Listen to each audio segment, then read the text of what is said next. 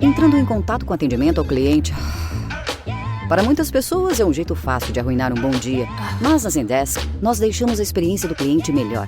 Melhor para sua avó, melhor para o seu vendedor preferido de flores, melhor para o cara do apartamento 3A, melhor para você, melhor para todos.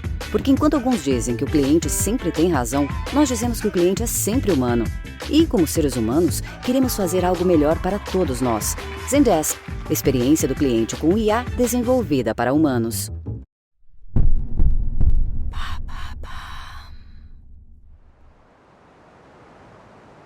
Dans les années 60, Jack, passionné de randonnée en montagne, a choisi de découvrir les Appalaches du Canada pour son aventure solitaire. Il avance avec précaution sur la montagne enneigée, enfonçant ses chaussures de randonnée dans la neige épaisse. Le paysage est d'une beauté à couper le souffle, avec des pics escarpés et des falaises abruptes, tandis que les arbres majestueux sont couverts de neige et leur écorce est craquelée par le gel. Pendant qu'il procède à son ascension, des grognements sinistres résonnent entre les falaises. Jack se fige sur place, son cœur bat la chamade, il scrute les environs et découvre avec horreur des traces de pas énormes. Son corps tremble d'effroi, car il ne connaît aucun animal qui peut laisser de telles empreintes. L'angoisse l'étreint alors qu'il poursuit son chemin.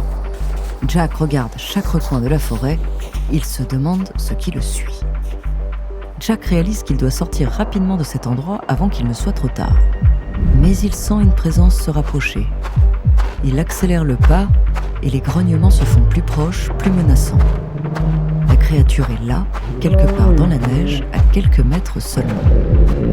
Jack se met à courir à perdre haleine, cherchant désespérément une échappatoire. Sa respiration devient de plus en plus rapide et saccadée, son cœur bat à tout rompre dans sa poitrine. Jack entend le bruit de branches cassées derrière lui. Il se retourne et aperçoit la silhouette massive et hirsute de la créature qui le poursuit. Il se met à crier, espérant que quelqu'un vienne à son secours, mais il n'entend que l'écho de sa voix qui se perd dans la montagne.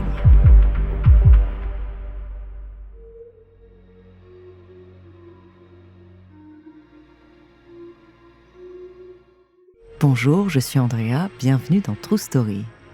Dans cet épisode, je vais vous parler d'une créature légendaire qui fascine à travers le monde. Son histoire remonte à des siècles, mais personne n'a encore prouvé son existence. Son nom, Bigfoot. De son origine aux théories de son existence, découvrez sa True Story.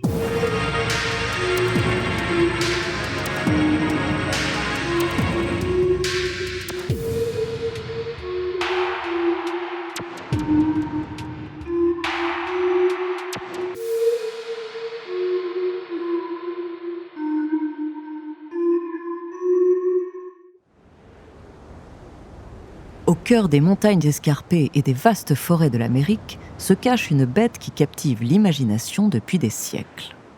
À l'origine, Bigfoot était connu sous le nom de Sasquatch pour les peuples natifs d'Amérique du Nord qui ont transmis sa légende de génération en génération.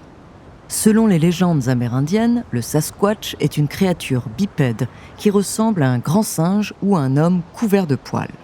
Sa taille peut varier, mais il est généralement décrit mesurant entre 1,80 m et 2,40 m de hauteur. Selon les communautés, il peut être protecteur ou destructeur.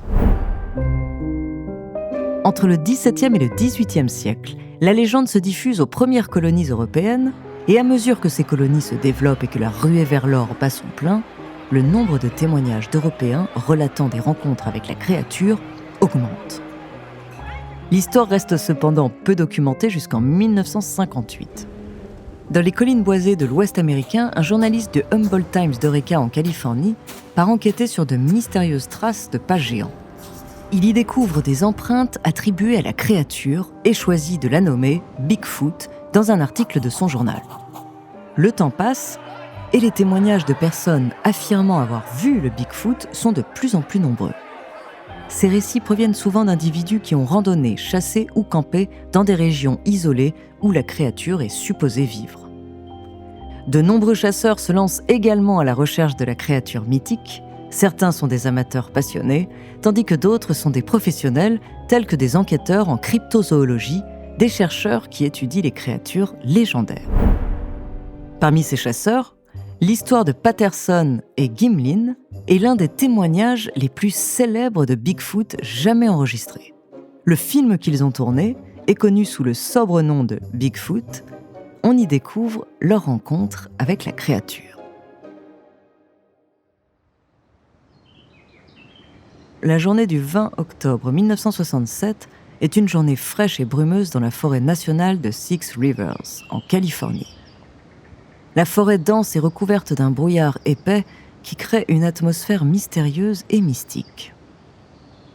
Les arbres majestueux qui bordent la rive est de Bluff Creek semblent se fondre dans le brouillard, donnant l'impression que la forêt n'en finit pas.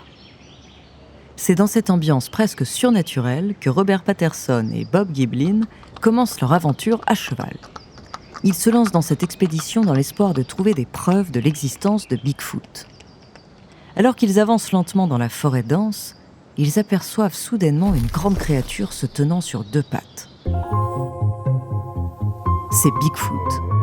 Leur cœur se remplit d'une euphorie indescriptible. Ils sont à la fois excités et terrifiés. Pendant un moment, ils restent figés, incapables de bouger, observant la créature de loin. Puis Patterson descend de son cheval et dit à Gimlin de le couvrir avec son fusil avant de sortir sa caméra pour filmer la créature. Ses mains tremblent alors qu'il essaie de stabiliser l'image pour capturer au mieux cet instant mythique. Mais l'excitation se transforme en peur lorsque la créature les aperçoit et prend la fuite. Patterson est déterminé à ne pas laisser l'occasion passer.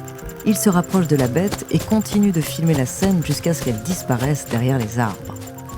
Patterson et Gimlin sont bouleversés par leur rencontre avec Bigfoot. Ils décident de retourner à l'endroit où ils ont vu la créature pour prendre la mesure de ses traces de pas et faire des moules en plâtre de ses empreintes. Ils savent que ce qu'ils ont vu est réel et ils sont bien décidés à prouver l'existence de Bigfoot au monde entier.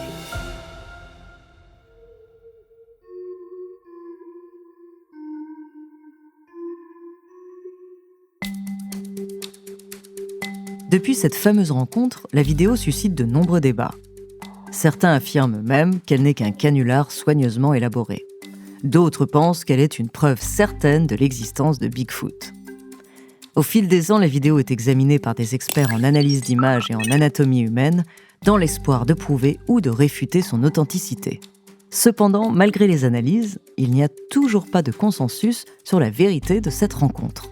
Car oui, en dépit de tous les témoignages, nous n'avons aucune preuve irréfutable de l'existence de Bigfoot. Certains scientifiques estiment que la créature pourrait être un mythe, tandis que d'autres croient qu'elle pourrait être une espèce encore inconnue de la science. C'est le cas de Grover Krantz, un anthropologue et cryptozoologue américain qui a consacré toute sa vie à étudier Bigfoot. Il est convaincu que cette créature serait une espèce non répertoriée de grands singes. Grover a analysé des empreintes de pas, des échantillons de poils et d'autres preuves pour tenter de prouver son existence. Et il est également convaincu que les rapports sur les observations de Bigfoot sont largement sous-estimés. Pour lui, le rejet de la science sur l'existence de Bigfoot est en grande partie dû à un manque de preuves suffisantes plutôt qu'à une absence totale de celle-ci. Des obsessionnels comme Grover, il en existe beaucoup. Mais ils font tous face à des critiques sévères de la part de la communauté scientifique, car leurs preuves ne sont pas vérifiées de manière rigoureuse.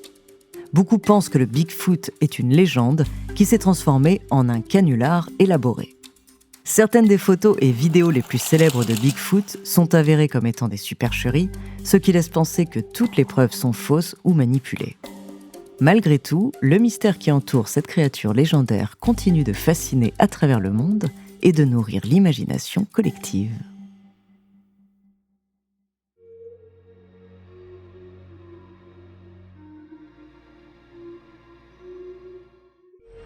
Merci d'avoir écouté cet épisode de True Story, écrit par Clémence Setti, réalisé par Gautam Shukla et Antoine Berry-Roger. La semaine prochaine, je vous raconterai l'histoire d'un explorateur qui a fait le tour du monde. En attendant, si cet épisode vous a plu, n'hésitez pas à laisser des commentaires et des étoiles sur vos applis de podcast préférés.